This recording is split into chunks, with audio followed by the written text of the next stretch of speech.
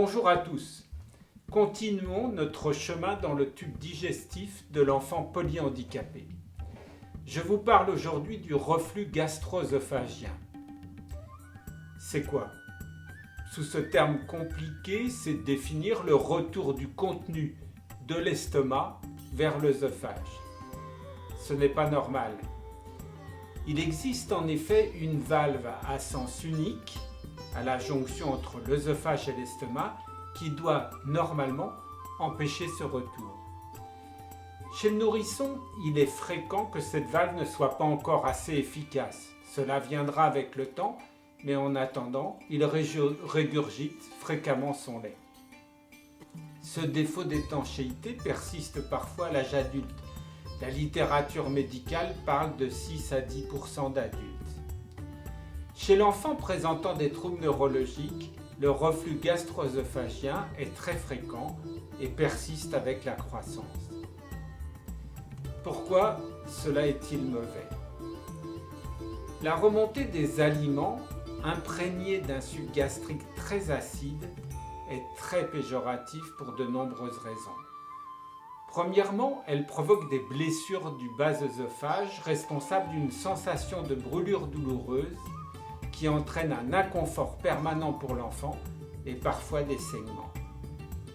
Deuxièmement, le liquide régurgité peut remonter jusqu'au pharynx et passer dans les voies aériennes, réalisant des fausses routes d'un liquide acide agressif pour les poumons. Je vous invite à voir la vidéo sur le pharynx et les fausses routes.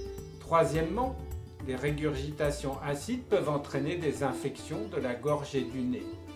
Quatrièmement, l'acidité des régurgitations peut abîmer la denture. Tout cela entraîne un inconfort important de l'enfant et une perte de l'appétit. Alors, comment reconnaître le reflux? C'est parfois évident. Quand après le repas, l'enfant rejette par la bouche ou le nez le contenu de son estomac. Mais ce sont souvent les complications qui conduisent à la découverte par le médecin du problème. En effet, les infections des poumons, de la gorge et du nez sont significatives. Les douleurs de l'enfant, son manque d'appétit peuvent également alerter la famille. Voyons alors ce qui favorise le reflux chez l'enfant polyhandicapé. Premièrement, on en a déjà parlé, c'est la lenteur de la vidange gastrique qui est habituelle chez l'enfant présentant des troubles neurologiques. L'estomac reste plein trop longtemps et expose l'enfant au reflux toute la journée. Deuxièmement, les repas inadaptés pris trop rapidement, trop volumineux ou trop riches en graisse vont favoriser le reflux. Troisièmement, la constipation, parce qu'elle remplit le ventre de matière fécale et de gaz, ce qui augmente la pression dans l'abdomen et favorise sa vidange par le haut. Quatrièmement, la toux, car elle augmente aussi la pression dans l'abdomen. Cinquièmement, les déformations du dos. La kyphose, colonne vertébrale enroulée vers l'avant, ou la scoliose, colonne vertébrale inclinée sur le côté, parce qu'elles réduisent l'espace abdominal. Sixièmement, l'installation de l'enfant, trop rapidement allongé après le repas, ou manipuler la tête en bas pour jouer ou lors des changements de position. Cela favorise le retour du contenu de l'estomac vers la bouche. Alors, quelle est la conduite à tenir? Premièrement, il faut adapter le repas de l'enfant. Fractionner le repas pour éviter un remplissage trop rapide et trop important de l'estomac et adapter la composition du repas. Cela doit se faire avec un diététicien. Deuxièmement, il faut adapter le positionnement de l'enfant. Il faut le garder en position assise ou demi-assise après le repas. La sieste peut se faire en position semi-assise à 30 degrés d'inclinaison du tronc. Troisièmement, on évitera la constipation. Nous en reparlerons dans une autre vidéo. Quatrièmement, parlons des médicaments. Il y a 3 sortes de médicaments pour ce problème. D'abord, les pansements protecteurs de l'œsophage contre l'acidité du suc gastrique. Ça marche bien.